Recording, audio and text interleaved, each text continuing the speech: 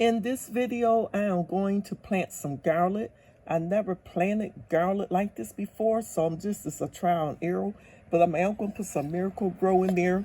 And I'm also going to put the garlic that I cut, that I bought from the store. I'm also going to put that in there. Sometimes when I'm not for sure of how it's going to do, I just do a trial and error. This is the garlic. I think I made a mistake when I cut this, but I'm not for sure, but this rooted. So I'm going to just put that garlic in there like that.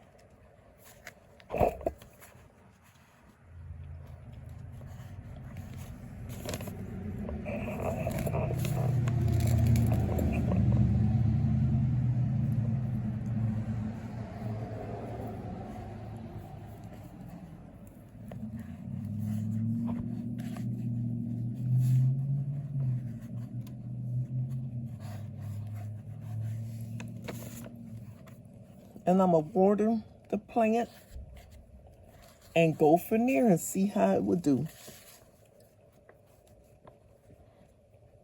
Thank you for watching.